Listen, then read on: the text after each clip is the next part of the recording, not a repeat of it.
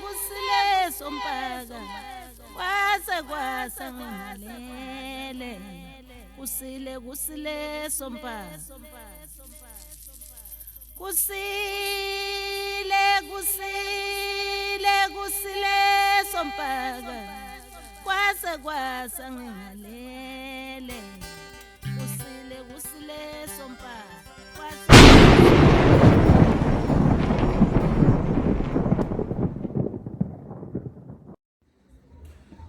Siyanamukela kuSolomoya TV nomkhulu Mazibiko.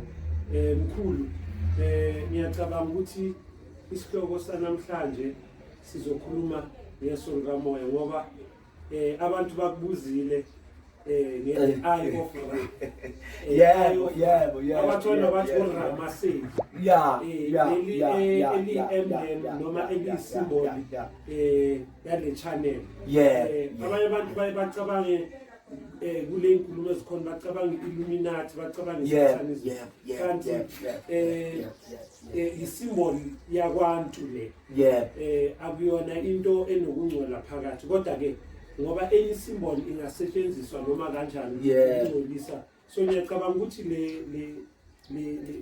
le sibonelo noma le simboli ye-eye of Ra lenzingilizi eneso phakathi nendawo ibenemilenze emithathu. Abanye abantu mabebona baye bacabange okunye, kodwa thina namhlanje sithi cha akunjalo. Ngiyacabanga ukuthi uzozama ukuthi uyinabise uyicacise ukuthi la kwantu la kwelabenguni siyibona noma siyicacisa kanjani lento livela kanjani leli Solomon linensingezelo khona la ngendlela ngaphandle kokuthi sibheke ngendlela okwakwenza ngaye eKemet e-Egypt, kodwa sizothatha silethe la kwi-Egypt. Angithi uzubabone nje namaSulumane. AmaSulumane abafazi bakhona basebenzisa lezi ngubo ezimnyama. Akabonakala umfazi wakhona, uvela ngamehlo nje kanje. Uvela ngamehlo. Ukuhlonipha yini lo moya wamadoda ukuthi angambuki njengomuntu asebese yamhalela. Okay. Ilapho nje. Mkhulu ke uzawubulisa usho ukuthi utholakala kuphi njalo mkhulu. Ngizothatha intambo ngizilahlele kuwe. Amen. Ngiphinde ngibingelele. Ngiyabingelela ke nje. Ngibingelela yena umkhulu Mazibiko. Mhlambe kumbukelo omusha osanda kufika la kuSolomoya, iSolomoya TV. iSolomoya TV ke leli gama saliphiwa lithongo noma salibone ebuthongweni iSolomoya. Sekukhona ke nabelashwa noma abafika la endini bezofuna isizwe asebekwazi nokulibona leli Solomoya emathongweni abo belele. Abanye baze bavuka baligugule baligugule leli Solomoya ngoba bayayibuza ukuthi kahle leli Solomoya yini leli Solomoya, ngoba lisuke lathathwa kakhulu abezizwe bazokhuluma ngeso likaRa, bazokhuluma ngeso bafaka konke nalezi zinto zama-Satanist, benza yonke into ukwembathisa lo moya ojulileyo womqondo, bawembathise ububi nokungcola kwabo. Uyababona nje ngoba beqala beyithatha bayisondeza emimoyeni yamaSulumane, ngoba uRa kushuthi lezi zinto yeza ko-Egypt le phezulu noma yenza amaSulumane. Manje mawuthi uyabukisisa le nto leyo izokutshela ukuthi liza nayo imimoya kwalona iSolomoya leli. Ungasaqondi ukuthi kanti wasefaka lesi sithombe leso leliso esingalitholi kahle thina ukuthi livela kanjani. Elinye uthola baliveza ku-pyramid, nayi i-pyramid la baliveza liyavela lapha libuka kanje, bathi hayi lo muntu lo usuyisayini yama-Satanist leyo, isayini yama-Satanist. Hayi ayikho into enjalo. Le nto lena ikutshena ngokusobala ukuthi uyabona i-triangle ifana ne-pyramid. I-triangle nje iyi-pyramid kanje. Kuyenzeka futhi ibe uround lapha phansi ihambiselane nokukhanya kwelanga. Manje uma sikhuluma ngeSolomoya sikhuluma ngeso lomqondo, lowo mcabango noma lowo mbono osuka emsebeni yelanga. Ngalesikhathi uthola umsoco kuphi elangeni. iSolomoya ke lisuka lapho ukuthi yiso lomqondo. Ingakho kuyise lodwa ngoba yiso lomqondo. wanikwa lona liqhamuke emoyeni liyiso lomoya livela kule light noma kulokukhanya kwelanga liqhamuka lapho kiso lomoya liqhamuka lapho so phinde sikhumbule ukuthi ikhanda uyabona ikhanda leli nezinwele lezi zingumxhumanisi kunabantu abangaqondi ukuthi inwele zishoni inwele lezi ngoba uyibona nje imvu ngoba uyibona imvu abanye bathi igusha iskapu uboya bazo kufana nalezi inwele ingakho makukhushuka lentabeni ngaleza ikhathi zasendulo kwakhushuka lentabeni kuyoliwa nezifo zomoya kuyoliwa nezimpi zikamoya kuyonqotshwa izinkinga kuyocelwa unomkhubulwane ukuthi ehlise imvula kuyiwe kuphi entabeni unomkhubulwane omama wani womhlaba noma womhlabathi noma wemvelo abanye baye bethi ke ngolimi lobezizwe bathi umother nature umother earth zizo zonke lezi zinto abayishoyo bathi umama Africa yini bethu umama Africa bakhuluma ngeAfrica ngoba iyona econnected ngebala la enjalo elimnyama ixhumana nani nobumnyama ukutshela ukuthi ubumnyama waqala ebumnyameni kwaba khona isolomoya elibona ngisho kusebumnyameni kwaba khona isolomoya ladala konke isolomoya laqale ladala ukukhanya okuyilanga kwaphuma ilanga ladala inyanga kwaba yinkanyezi onke lamatshe noma lezibani zezulu ziqhamuka elangeni yiso lomoya uma uyibuka inwele zakho lezi uma ungayibala nje ngalunye unwele kokutshela ukuthi imsebe yelanga ilingana nalezi inwele uma uyibala ngalunye ngiyabona manje kusengiyabatrigger banye abantu bazokumangala usethini manje umkhulu ya inwele zakho uma uyibala zilingana nemsebe yelanga angithi uyabona ilanga liyashayina lapha lithi alibukeki yashisa kunalezi imsebe lelokithi kanje elokithi njengenkanyezi kuthiwa qhasha inkanyezi zilingana imsebe yelanga ilingana nezinwele ingani uzophinda ukhumbula ukuthi umuntu wesifazane uhlonipha ilanga uma efaka inhloko eganile sizophuma lesihloko sokulokhuza sokubhula kodwa khona impela masilandela silalela sibuka isimo selanga nesolomoya nesolomqondo nemimoya nje ihlangene lo muntu wesifazane uwenze njani uganile la ekhaya mayeganile isizathu sokuthi athwale lapha ekhanda uhlonipha le yamsebelanga uhlonipha ilanga ukuthi lingamshisi okakhayini uhlonipha ilanga liyindoda njengoba ehlonipha leli yalanga okucaza ngokusobala ukuthi uhlonipha indoda yakhe uma efaka inhloko yekhaya ubani yindoda inhloko yekhaya ubani yindoda okusho ukuthi asikho isidingo sokuthi ungahamba uyenyangeni uyofuna umuthi ufunele indoda ngoba uyakwazi ukuyeseka nokuyibamba kuphi enhloko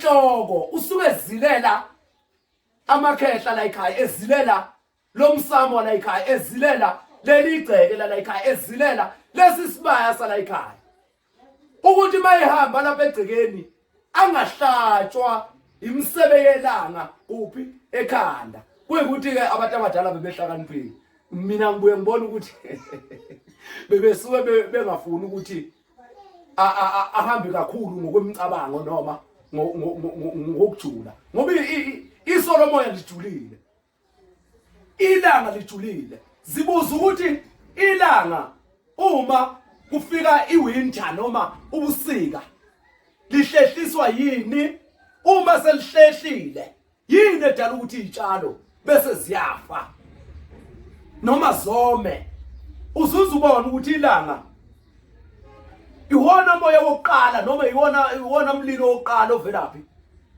Ovela kuSolomoya. Ovela emqondweni. Iwona moya wokuqala oqhamuka. Oqhamuka kuphi? Emqondweni. Ini ilanga. Loya umuntu wesifazane ke ukweseka nokuhlonipha leli yalanga. Ngoba wesifazane simbiza ngani? Ngenyanga. Umuntu wesifazane ke izinto zakhe ziningi. Unemimoya umuntu wesifazane. Eminingi phezukwakhe. Abantu besifazane angibabathi ke laba abalala la bavuke la balalela. Bavuke la balalela. Hayi angazi impela ngoba unomoya wasekhakonini. Unomoya wakubo wababo wakhe. Unomoya wasekhakogogo. Ozaluma wakhe nomkhulu. Unomoya wasekhakogogo ozaluma wakhe. Angidwe ngezwe. Sebethatha ukusobala ukuthi uzophinde ebe nomoya kwalapha ganela khona noma kuleya ndoda. Ngoba vele akaze kwaba nesibusiso ukuthi ulale ungakagani. Akaze kwaba nesibusiso ngiyazi ke bazomhleka bazothi hey awunimuzi umkhulu ekhuluma amampungu. Kwakuyisidala leso. Kwakuyisidala leso. Kunezinto engajiki. Kunezinto engashintshi. Lokhu ziyizo nje. Noma singashintshi isikhathi nomoya. Kodwa izinto ezingashintshi ihlale zikhona. Lokhu ke kwezinto ezenzeka manje lemimoya yemikhuba yayikhandelwe izimo ezithile. Ngibuye lapha ke kumuntu wesifazane. Umuntu wesifazane kufanele ukuthi afake inhloko ukuhlonipha ilanga noma ukuhlonipha indoda yakhe. Afake Ixhama lokwabathi umbhamba noma isipotsiya. Abuye azofaka isidwaba sembuzi leseshuka yesilula asifake ngaphansi. Yini na efaka lezi zinto lapha ekuhlonipheni indoda yakhe? Kuthulile khona kufanele ukuthi uqonde. Into edala ukuthi afake Ixhama, umbhamba noma isipotsiya. Nasi isimo. Ubopha imimoya. Ubopha lamakhehla aphile esibelethweni sakhe ukuthi akwazi ukwenzani ukuthobela indoda yakhe. Mangithi ubopha ikhaya noma ubopha imimoya. Ngiqondise ukuthi lo muntu wesifazane ubophela izingane zakhe ukuthi zingabi intekenteke. Zingawukwa yimimoya ngaphandle. Zingavelelwa zingozi. Uqinisa ngisho umyeni wakhe. Kuyizeqamgwaqo. Kuzifebe. Uyayiqinisa le ndoda yakhe ukuthi ingahambi ithathwa yimimoya. Indoda yakhe wenzani? Uyayiqinisa ngaloya mbhamba noma isipotsiya noma Ixhama. Uqinisa le ndoda yakhe ubopha ukhalo lwakhe. Uziqinisa kwayena imbala ukuthi engehlelwa yimimoya yezinkanungo. Ngoba umbone bophisisa nje sibophe sithi ngqi. Babe ngasibophela ukuthi siba sikhulu kuphela. Babe bophela ukuthi isisekelo sokhalo lwakhe. Ukhalo lwakhe ke lukhipha izingane. Bazijabulisa ngalo nabani nomyeni wakhe noma nendoda yakhe. Ukhalo bazijabulisa ngalo nomyeni wakhe uqinisa igceke. Ubopha la amakhehla. Angithi sithe lapha ekhanda ubopha indoda yakhe. Iyona lena ibophayo okuyinhloko yani yekhaya. Yingakho efaka inhloko noma isitholo. Ufaka inhloko ngoba inhloko yekhaya nansi. Ilanga lila. Ngoba ngisho umcabango ula. Umuntu wesifazane ucabanga la, udonsa la esiswini. Ngoba yonke into yakhe yakhele esibelethweni. Nokonakala kwakhe kusuka la. okhalweni lakhe ingakho elibopha lolukhalo ngani ngexhama elibopha ngani ngesifociya noma umbhamba angazi noma ngizwa kahle siphinde sibuye ke lapha esidwabeni ukuthi isidwaba sifakelwana isidwaba emadaleni noma endulo bekungelula ukuthi ungasikhumula esikhotheni ukhumlele uphenyele enye indoda ini idwaba sibalekile ukuthi kube esembuzi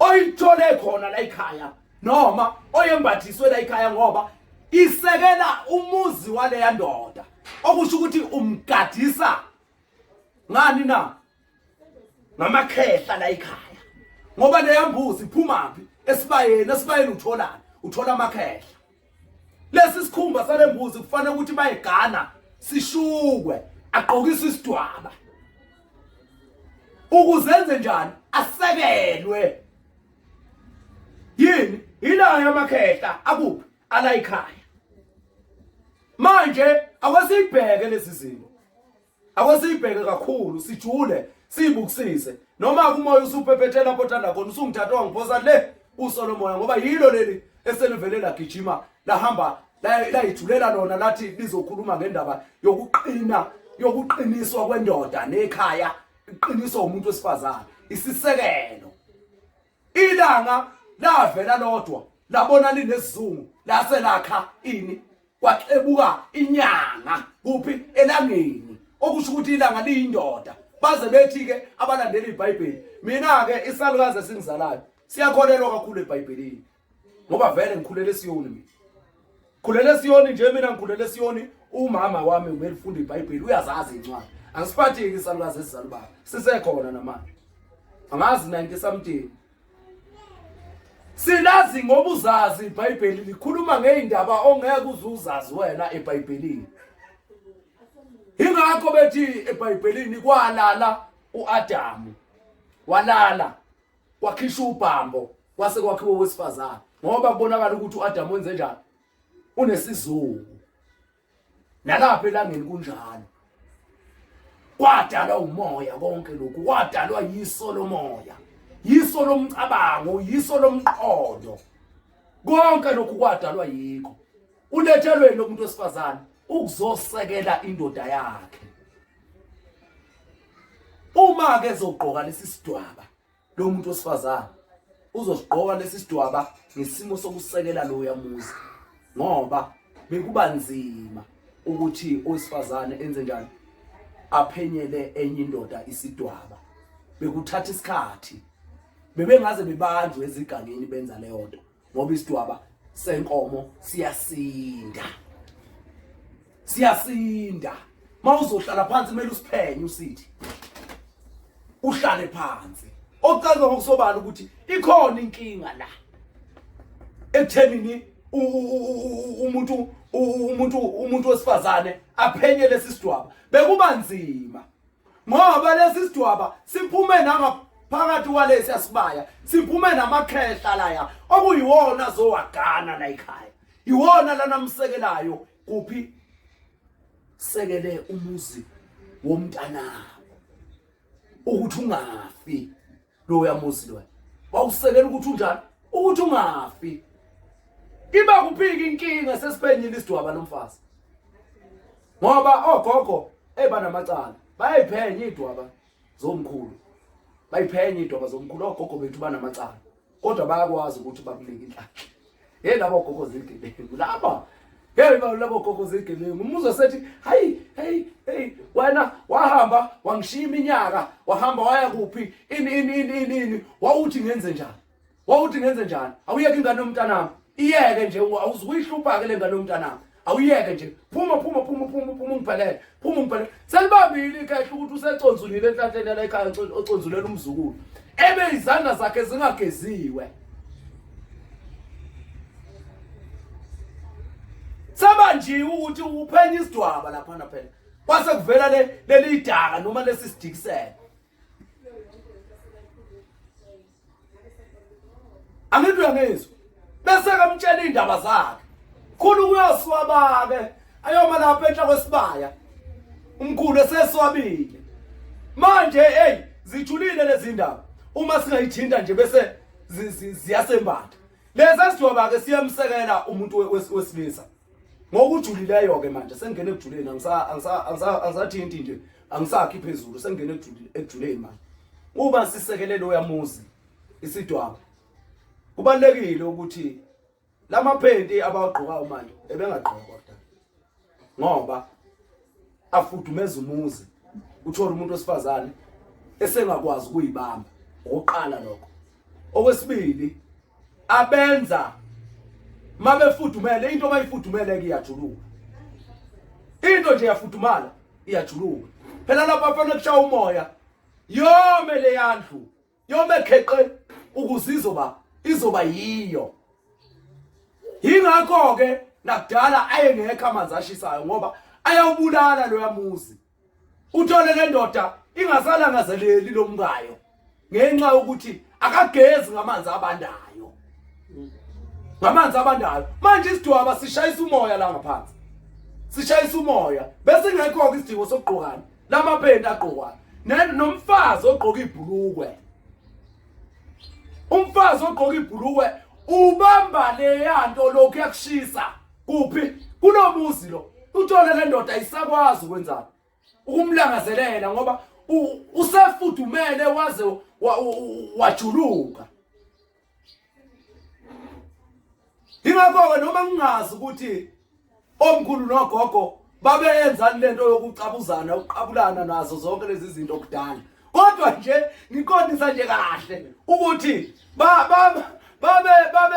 babembathiswe le yanto yokuthi bakhe lento ukuze izoba mnandi le yanto ukuthi izoba mnandi lesi Sidwaba ke besisekela indoda ngisho ngathi ufuna abantu bafuna ukudubula sengathula ke impela manje ngisho ngathi ufuna abantu bafuna ukudubula imithi egadwa kuwe yizo zonke lezi zinto eziqhamuka njengomona nezinto zokuvukelana emindenini lo yamfazi uyakusekela uyabona wadliswa kukhona umfazi wakho ubokwazi ukuthi ukhona kulowo mshungu wokudliswa kwakho nalapha ke esidwabeni uyakuvikela uyakuqinisa uyakubiyela sibiyela umuzi wendoda ukuthi ungalalwa abafokazana lo yamuzi wendoda ukuze indoda yakhe ithambe ingabulawa nabantu isegoli kuphi uma umfazi wayo engabiyelili ikhaya ezothatha lezi ayinkomo zendoda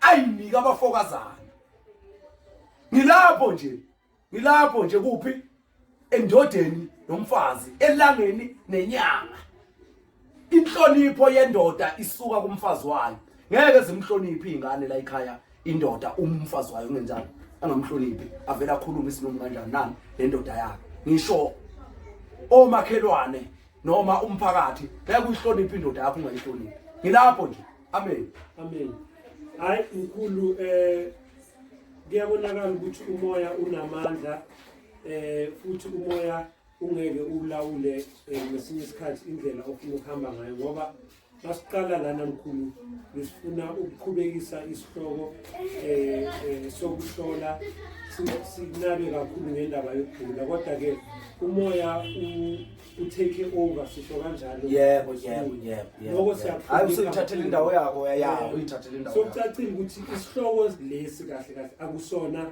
isihloko sokugula yiso Solomon so isihloko yiyo neTV yeSolomon ubona ukuthi abantu babona ukuthi sisebenza ngokuqiniseka ngoba bazozwa if bayakhumbula amasikhumbe sikhulume ngokugula umoya uyishintshile yonke lento le ngoba lana sisebenza wazenzele okwayo uzenzele ngokwayo iSolomoya TV lilawulwa umoya umoya usebenza la kuwe so sokucacile ukuthi uziveze ukuthi ufuna ukukhulunywa ngalendlela ufuna ukuthi abantu bafundiswe kanje namhlanje mkhulu njalo ngiyacela ke ukuthi ngenxa yesikhathi sisivalele isihloko lesi iSolomoya TV isihloko esithi iSolomoya uSolomoya TV ebesiqale sizokhuluma ngokubhula umoya wayishintsha iSolomoya kodwa ke mkhulu ukuthi sisave isikhathi ngizocela masinyane nje